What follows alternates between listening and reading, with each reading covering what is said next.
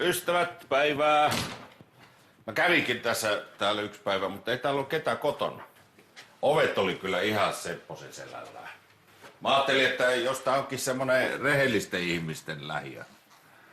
Meillä on tulossa vieraita. Ei mua haittaa yhtään. Onks teillä muuten yhtään ollut? Mä hirveän jano tuli tossa kävellessä. Ai. Eiks tää Jarin puseri? Mitähän sillä oli aina päällä? Varmaan aika vaikea heittää mitään menemään. Mikä sun asia oli? Kuulkaa, mä oon ajatellut teitä aika paljon. Jos ihan rehellisiä ollaan, niin oon mä rukoillutkin. Mut vaikka nyt niin hirveästi tohon Jumalaan uskokaan. Mutta on se...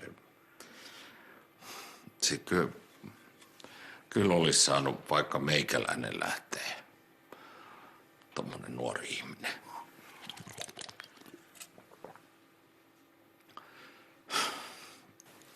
Tapsa, onko sulla lainata vaikka 100? Kuulkaa, mä näin Jarista untakin tässä syksyä.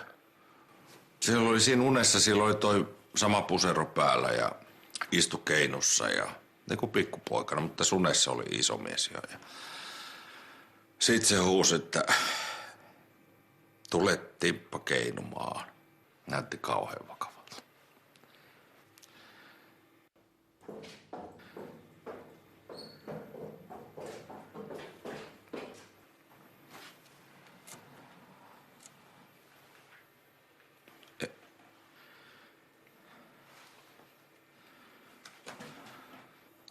Mikä tuli?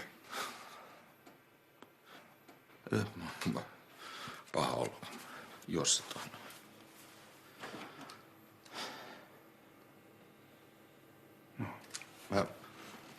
Mä lähden nyt kotiin.